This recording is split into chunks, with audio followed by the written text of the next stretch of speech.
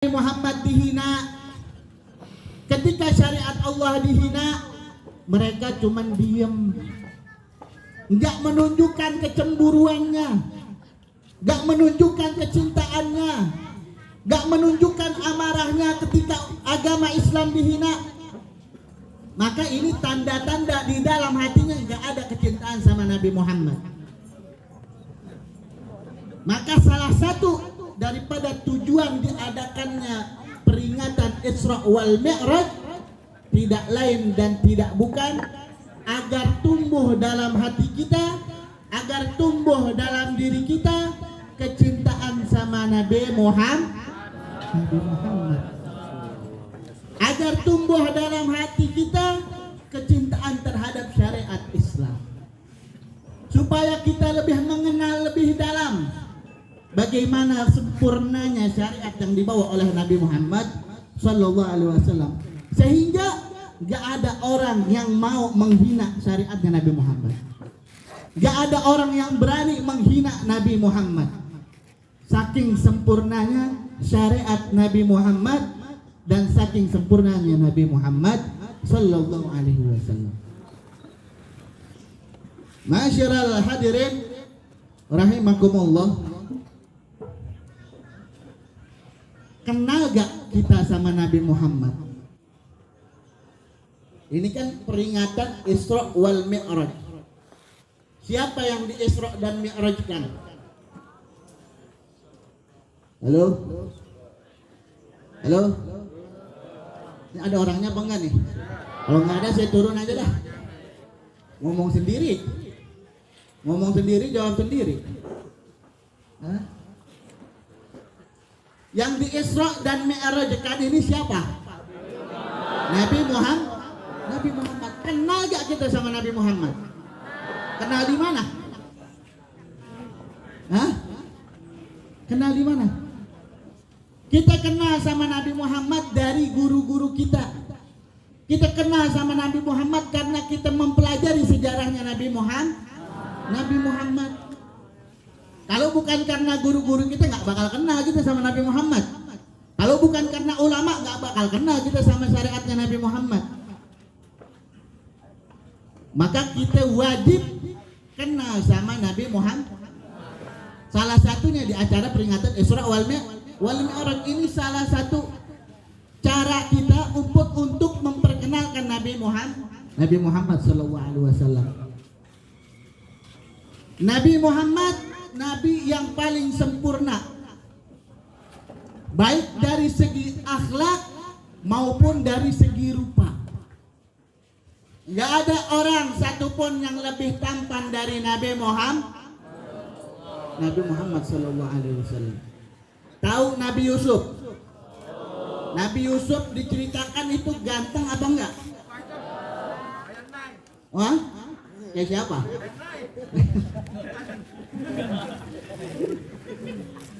Nabi Yusuf alaihissalam diceritakan termasuk nabi yang paling tampan wajahnya. Sampai-sampai dikisahkan perempuan ngelihat Nabi Yusuf tangannya terpotong-potong, jarinya kepotong-potong, bengong ngelihat ketampanan Nabi Yusuf alaihissalam. Pertanyaannya, lebih tampan mana antara Nabi Yusuf sama Nabi Muhammad? Tahu dari mana? Tahu dari mana? Hah? Pernah dengar gak ada orang perempuan ngelihat Nabi Muhammad tangannya teriris-iris? Hah? Pernah dengar gak ada cewek Nabi Muhammad lewat, itu perempuan ngiris-ngiris tangannya ngelihat ketampanan Nabi Muhammad? Pernah dengar? Nggak ada sejarahnya. Berarti lebih tampan Nabi Yusuf dong daripada Nabi Muhammad. Hah? Bagaimana tuh? Katanya Nabi Muhammad lebih tampan, tapi nggak ada perempuan ngeliat Nabi Muhammad tangannya sampai kepotong-potong. Benar apa benar?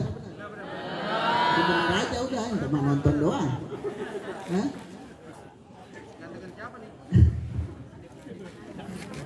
Sekarang Anda tanya lagi, ganteng mana Nabi Yusuf sama Nabi Muhammad? Mulai goyang. Mulai goyang. Ada yang bilang Nabi Yusuf, ada yang bilang Nabi Muhammad. Nabi Muhammad. Hah? Tadi kan sebelumnya saya udah ngomong, nggak ada satu makhluk pun di dunia ini, nggak ada satu makhluk pun di muka bumi ini yang lebih tampan dari Nabi Muhammad.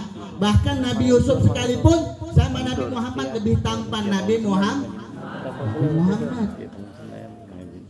Lah terus kenapa nggak ada orang perempuan ngeliat Nabi Muhammad tangannya sampai teriris-iris? Katanya Nabi Muhammad lebih tampan. Kalau diibaratkan bulan tahu bulan, martabak tahu martabak, martabak tahu makanan. Ya, bulan kalau diibaratkan bulan, Nabi Muhammad Sallallahu Alaihi Wasallam ini separuh cahayanya bulan. Nabi Yusuf alaihi salam seperempat dari cahayanya bulan. Sisanya seperempat bagi rata nih. Ada yang cakep, ada yang ganteng, ada yang jelek, ada yang alhamdulillah, ada yang wasyukurillah, ada yang naudzubillah. Itu bagi-bagi dah. Untung-untungan. Yang dapat cakep alhamdulillah, yang dapat jelek alhamdulillah juga. Namanya juga dibagi, terima aja. Jauh si Ben meja nih. Kamu tahu sih, Ini rumahnya satu ini di rumah tinggal orang tua. Lupa tuh yang kemana tadi? Sampai mana tadi? Hah? Terima aja. Hah? Terima aja. Apaan yang dibagi-bagi? Cuma dibagi-baginya doang. Cahaya Nabi Muhammad separuh bu. Cahaya Nabi Yusuf seperempatnya. Doain apa nih? Sisanya. Kalian lagi. Hidup begini. Terus timbul permasalahan. Tadi itu. Kenapa Nabi Yusuf, Nabi Muhammad katanya lebih tampan, tapi nggak ada perempuan yang melihat Nabi Muhammad tangannya teriris. Kita harus dengar dulu cerita Nabi Yusuf tuh bagaimana. Nabi Yusuf alaihissalam itu nabi yang tampan. Sampai Siti Zulaikha tergoda sama Nabi Allah Yusuf. Kemudian Siti Zulaikha menggoda Nabi Allah Yusuf, tapi Nabi Allah Yusuf nggak tergoda sama Siti Zulaikha karena beliau beriman kepada Allah. Setelah itu Siti Zulaikha memfitnah Nabi Allah Yusuf alaihissalam. Kemudian fitnah itu nggak terbukti, tuduhan itu kembali kepada Siti Zulaikha. Kemudian Siti Zulaikha nggak terima, kata Siti Zulaikha, bagaimana saya nggak jatuh cinta sama Nabi Allah Yusuf yang begitu tampan? Orang-orang nggak percaya segimana tampannya si Nabi Allah Yusuf. Akhirnya sama Siti Zulaikha dikumpulin perempuan-perempuan, dibikin satu meja, perempuan duduk di depan meja, ditaruh apel sama pisau di depan perempuan tersebut. Banyak berapa orang gitu dibarisin, duduk di depan meja, dikasih pisau sama apel. Kemudian disuruh potong-potong itu apel. Apelnya disuruh potong. Begitu lagi motong, Nabi Allah Yusuf keluar. Yang lagi motong apel melihat Nabi Allah Yusuf keluar, bengong. Nggak kerasa tangannya teriris saking tampannya Nabi Allah Yusuf alaihi salam. Yang pertama, kejadian tersebut udah disetting sedemikian rupa sehingga apa? Terjadi kejadian yang namanya terpotongnya tangan. Karena orang lagi megang pisau nggak nyadar ngeliat orang ganteng lewat, bengong kepotong. Tapi di zaman Nabi Muhammad nggak ada orang di setting perempuan baris ngeliat Nabi Muhammad lewat, megang pisau ngiris-ngiris, nggak ada. Itu yang pertama. Yang kedua, orang ngelihat Nabi Allah Yusuf yang kepotong tangannya, tapi kalau orang ngelihat Nabi Muhammad yang teriris-iris itu adalah hatinya. Sallu ala Nabi Muhammad.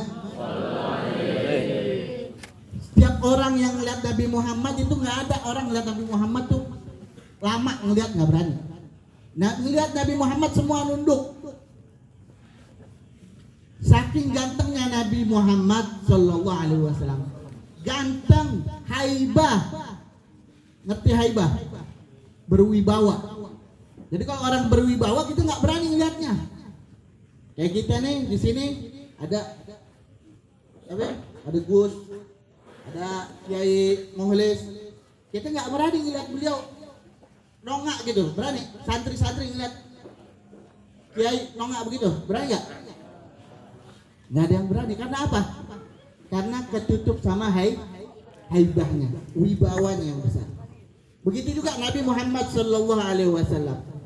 Selain tampan, Nabi Muhammad juga haibah. Maka haibahnya ini lebih besar daripada ketampanannya Nabi Muhammad Sallallahu Alaihi Wasallam. Itu yang pertama tentang ketampanannya Nabi Muhammad Sallallahu Alaihi Wasallam. Begitu sempurna tampannya Nabi Muhammad Sallallahu Alaihi Wasallam sehingga nggak ada satu makhluk pun yang lebih tampan dari Nabi Muhammad Sallallahu Alaihi Wasallam. Ini berapa menit nih? Ya? Berapa menit nih? 2 jam. Ya? Itu yang pertama. Kita Isra wal Mi'raj diadakan tujuannya yang pertama yaitu untuk kenal Nabi Muhammad Sallallahu Alaihi Wasallam, untuk kenal syariatnya Nabi Muhammad Sallallahu Alaihi Wasallam. Yang kedua dan yang terakhir, nggak lama-lama, pertanyaan tadi dari Gus Rifki juga, yaitu Isra dan Mi'rajnya Nabi Muhammad Sallallahu Alaihi Wasallam. Bagaimana mungkin bisa terjadi Isra dan Mi'rajnya Nabi Muhammad? Masih banyak orang yang gak percaya dengan Isra wal Mi'rajnya Nabi Muhammad Sallallahu Alaihi Wasallam. Bagaimana kita ngejelasin orang-orang yang gak percaya sama peristiwa Isra dan Mi'rajnya Nabi Muhammad Sallallahu Alaihi Wasallam? Tadi udah dibacakan ayat daripada dalil Isra-nya Nabi Muhammad Sallallahu Alaihi Wasallam. Apa tadi yang dibaca? Tadi kan ada yang baca Quran. Dengar gak? Dengar. Ya Allah, lemes amat pada ya. Ngantuk. Saya di sini teriak-teriak ya biar semangat. Di sana pada tidur. Mudah-mudahan yang tidur Allah terima amal ibadahnya. Amin, amin. Tadi apa yang dibaca sama qori kita tadi? Apa bacanya apa? Subhanalladzi asra bi'abdihi lailan minal masjidil haram ilal masjidil aqsa alladzi barakna haula linuriyahu min ayatina innahu huwas sami'ul basir. Ini ayat menerangkan tentang Isra-nya Nabi Muhammad Sallallahu Alaihi Wasallam. Terakhir, nggak panjang-panjang. Allah memulai ayat tersebut dengan Subhana, Maha suci Allah. Allah memulai dengan Subhana, Maha suci Allah. Artinya apa? Allah suci dari segala hal yang kurang dari Allah Subhanahu wa Ta'ala. Allah suci dari segala kekurangan. Allah suci dari segala hal yang melemahkan Allah Subhanahu wa Ta'ala. Maka peristiwa Isra dan Mi'raj Nabi Muhammad Sallallahu Alaihi Wasallam ini tidak menjadi mustahil karena Allah segalanya mampu. Idza arada syai'an ayyaqula lahu, kalau Allah mau tinggal ngomong jadi, maka jadilah. Itu Isra dan Mi'raj menjadi masuk akal karena Isra dan Mi'raj yang menjalankan Allah. Kalau Nabi Muhammad sendiri yang jalan, jadi nggak masuk akal. Tapi kalau Allah yang memperjalankan, semua masuk akal. Benar apa benar? Hah? Bayi ngerangkak, belum bisa jalan, mau naik tangga, ya. Kalau dia naik sendiri, mustahil, karena dia belum bisa jalan. Tapi kalau dinaikin sama bapaknya digendong, dinaikin ke atas, bisa apa enggak? Yang mustahil jadi enggak mustahil. Begitu juga Isra wal Mi'rajnya Nabi Muhammad, karena ini perjalanan Allah yang menjalankan, maka menjadi enggak mustahil. Subhanalladzi asra bi'abdihi lailan. Maha suci Allah yang memperjalankan, artinya Allah yang menghendaki Rasulullah sallallahu alaihi wasallam. Bi'abdihi lailan. Di situ kata bi'abdihi. Hamba Allah, Rasulullah sallallahu alaihi wasallam disebut hamba Allah. Kalau hamba berkaitan dengan manusia, hubungannya sama manusia nih, hamba kita dibilang hamba sama manusia, maka hamba tersebut jadi hina. Hamba sahaya, budak, hina apa enggak? Budak hina enggak? Hina. Tapi kalau hamba ini berkaitan dengan Allah, maka menjadi mulia. Sebab apa? Kalau hamba berkaitan dengan manusia, berarti kita ada di kekuasaan itu orang. Apapun yang kita lakukan, semua harus berkaitan sama nih orang, sebagai tuan, majikan, ya. Tapi kalau hamba berkaitan dengan Allah, maka hamba itu menjadi mulia. Sebab apa? Sebab hamba tersebut artinya mendapatkan naungan dari Allah. Jadi kita yang dinaungi sama Allah menjadi mulia, mendapatkan rahmat dari Allah, mendapatkan ampunan dari Allah. Maka hamba tersebut yang berkaitan dengan Allah menjadi mulia. Subhanalladzi asra bi'abdihi lailan, di malam hari, sebagian malam, nggak full, sebentar artinya. Minal masjidil haram ilal masjidil aqsa, dari masjidil haram ke masjidil aqsa. Ini karena udah ngantuk, dicepetin aja, dipercepet ya. Ini udah ngantuk, nggak ada semua, percuma, lama-lama juga akhirnya bubar, ya. Sedikit cerita tentang Isra wal Mi'rajnya Nabi Muhammad sallallahu alaihi wasallam. Ketika Nabi Muhammad sallallahu alaihi wasallam Isra dan Mi'raj, ya, mulai dari Masjidil Haram ke Masjidil Aqsa, kemudian dari Masjidil Aqsa ke Sidratul Muntaha, kemudian Nabi Muhammad sallallahu alaihi wasallam balik lagi.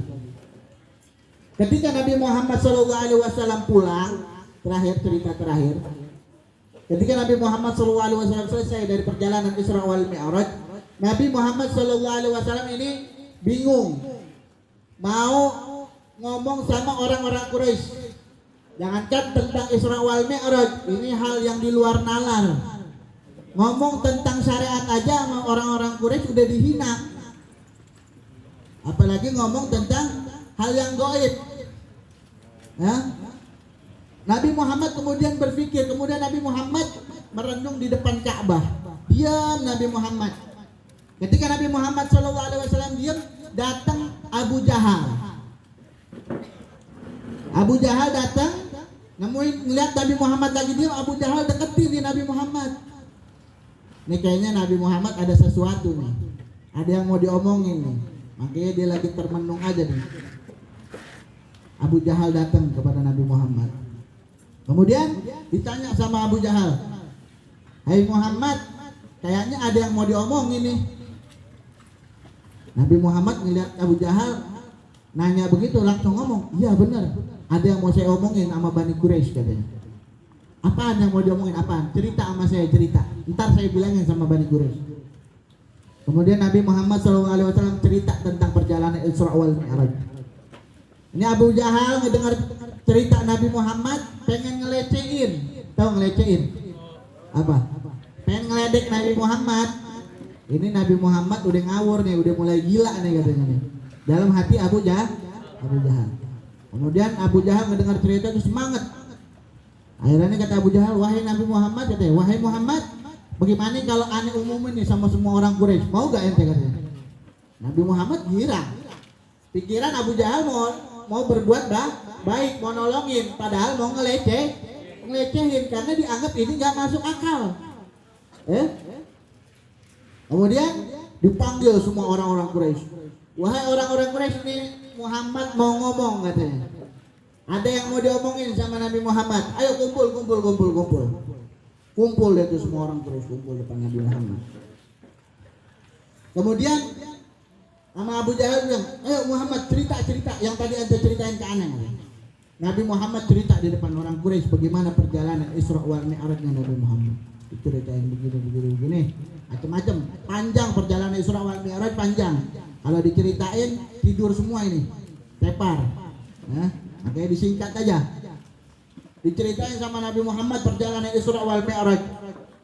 Setelah itu semua yang mendengar pada ketawa, kebanyakan ngatain Nabi Muhammad, dibilang Nabi Muhammad gila, nggak masuk akal, mana mungkin perjalanan dari kota Mekah ke Palestina ditempuh dalam waktu nggak nyampe semalam, di luar akal, nggak masuk di akal. Sebagian orang ketawa, sebagian orang ngeledek. Sampai datang Sayyidina Abu Bakar Siddiq. Apa kata Sayyidina Abu Bakar Siddiq? Nabi Muhammad Sallallahu Alaihi Wasallam orang yang gak pernah berbohong sekalipun. Apapun yang dikatakan sama Nabi Muhammad, saya beriman, saya percaya dengan apa yang dikatakan sama Nabi Muhammad Sallallahu Alaihi Wasallam. Jangankan perjalanan dari Mekah ke Palestina, dari dunia ke langit juga kalau Nabi Muhammad ngomong saya percaya. Sejak saat itu Sayyidina Abu Bakar digelar Abu Bakar Siddiq karena beliau percaya betul dengan apa-apa yang diucapkan oleh Nabi Muhammad Sallallahu Alaihi Wasallam. Tapi di situ masih banyak orang yang nggak percaya sama Nabi Muhammad. Sampai ada satu orang yang katanya pernah ke Baitul Maqdis. Kemudian dipanggil orang tersebut. Sini, katanya ente pernah ke Baitul Maqdis. Ya, coba tanya sama Nabi Muhammad apa-apa yang berkaitan sama Baitul Maqdis.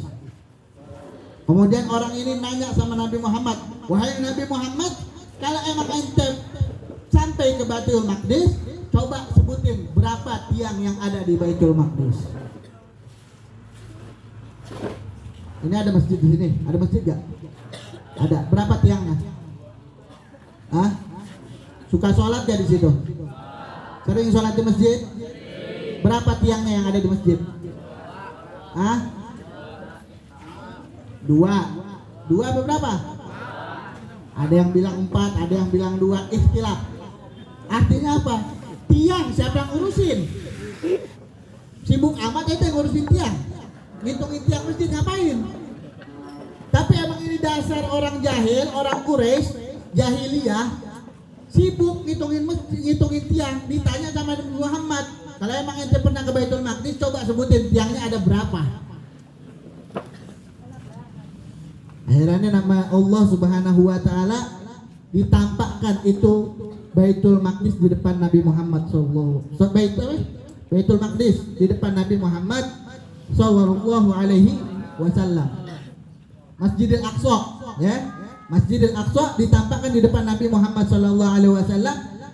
Sama Nabi Muhammad dihitung tiangnya disebut. Sama orang tuh, ya benar. Apa yang dikatakan Nabi sesuai dengan apa yang dia hitung. Kemudian ditanya lagi, kalau begitu jendelanya ada berapa? Tanya lagi, yang nanyanya yang nggak penting sama dia ditanya. Tapi karena Allah tampakkan depan Nabi Muhammad, sama Nabi Muhammad dijawab lagi. Sekian. Benar lagi. Ditanya terus, semua jawaban yang ditanya sama Nabi Muhammad dijawab dengan benar. Semua orang kaget, takjub. Sampai akhirnya terakhir ditanya, kalau emang benar ente ke sana, ketika ente jalan dari Mekah ke Baitul Maqdis, ketika ente jalan dari Mekah ke Palestina, ke Masjidil Aqsa, ketemu sama rombongan kabilah gak yang mau masuk Mekah, buat membuktikan apakah benar Nabi Muhammad jalan dari Mekah ke Palestina.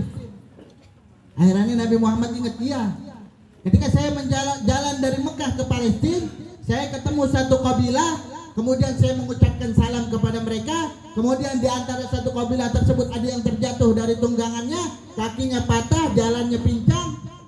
Semua disebut ciri-ciri kabilah tersebut sama Nabi Muhammad SAW. Ditanya lagi sama orang-orang Quraisy, kalau begitu kapan itu kabilah nyampe di sini? Kabilah mau masuk ke kota Makkah, kapan sampainya kira-kira? Kata Nabi Muhammad, kemungkinan kira-kira nyampe hari Rebo. Ya udah, kalau begitu kita semua orang-orang Quraisy, kita tunggu apa yang dikatakan sama Nabi Muhammad. Kalau dia benar, berarti benar apa yang disampaikan. Kalau dia bohong, berarti dia cuma berhayal. Berarti Nabi Muhammad udah gila. Akhirnya semua orang-orang Quraisy nunggu kedatangan kabilah yang dikatakan sama Nabi Muhammad Sallallahu Alaihi Wasallam. Ditunggu hari-hari, hari Senin, hari Selasa, hari Rebo. Ini hari Rebo, hari yang dijanjikan sama Nabi Muhammad Sallallahu Alaihi Wasallam. Ketika udah masuk hari Rebo, matahari udah mulai turun, matahari udah mulai terbenam. Ini kabilah belum juga datang. Kemudian Nabi Muhammad minta sama Allah, ya Allah, seandainya ini kabilah belum masuk ke kota Mekah di hari Rabu ini, maka saya akan dikatakan sebagai pendusta. Maka Nabi Muhammad minta sama Allah supaya matahari ditahan dulu, jangan dulu terbenam. Sama Allah Subhanahu wa taala matahari ditahan. Ditunggu sampai kabilah ini masuk ke kota Mekah. Karena matahari ditahan sama Allah, ditunggu sama orang Quraisy. Sebelum matahari terbenam, datang itu rombongan kabilah masuk ke kota Mekah, dikerubutin sama orang Mekah, ditanya sama orang Mekah. Saya mau nanya, emang benar ada kejadian seperti ini, seperti yang dijelaskan sama Nabi Muhammad SAW. Kemudian mereka menjawab, iya benar. Yang dikatakan Nabi Muhammad benar semua. Bahkan saya mendengar ada orang mengucap salam, suaranya mirip sama Nabi Muhammad SAW. Apa yang dikatakan sama orang-orang Quraisy? Terakhir apa yang dikatakan sama orang Quraisy? Hadza syihrun mubin gitu. Ini sihir yang nyata katanya. Nabi Muhammad dibilang tukang sihir, naudzubillah, tsumma naudzubillahi min dzalik. Itulah kalau orang-orang udah di depan matanya bukti-bukti ini udah nampak, tapi dia nggak dapat hidayah dari Allah, maka jangan harap orang tersebut bakal percaya sama Nabi Muhammad. Nabi Muhammad ini orang-orang Quraisy udah depan mata, nampak bukti yang nyata, tapi Allah nggak mau ngasih hidayah sama mereka, maka mereka semua termasuk golongan-golongan yang kafir. Mudah-mudahan kita semua yang hadir di sini mendapatkan curahan rahmat dari Allah Subhanahu wa taala. Mudah-mudahan kita semua yang hadir di sini mendapatkan ampunan dari Allah Subhanahu wa taala. Mudah-mudahan kita semua yang hadir di sini mendapatkan syafaat dari Nabi Muhammad sallallahu alaihi wasallam. Yang punya hajat, mudah-mudahan Allah kabul hajatnya. Yang sakit, mudah-mudahan Allah sembuhkan segala penyakitnya. Mudah-mudahan sekolahan ini mendapatkan berkah dari Allah Subhanahu wa taala. Makin berkah, makin banyak santrinya. Ustadz-ustadznya kita doakan semuanya makin banyak rezekinya, sehat badannya, biar bisa terus membimbing kita menuju jalannya Nabi Muhammad sallallahu alaihi wasallam. Amin ya rabbal Amin. Mungkin itu saja yang bisa saya sampaikan. Kurang lebihnya saya mohon maaf. Wassalamualaikum warahmatullahi wabarakatuh.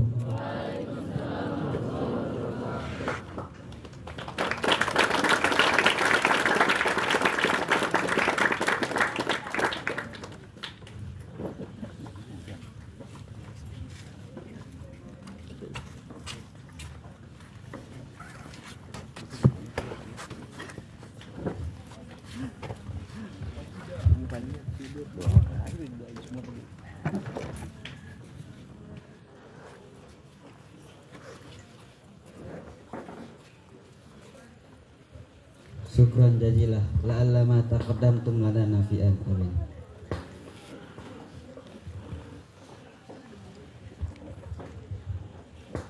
البرنامج بدها الافتتاح الدعاء ندعو على الحبيب أحمد عمر بن عبد الرحمن الأطرش فليتفضل عليه مشكورا.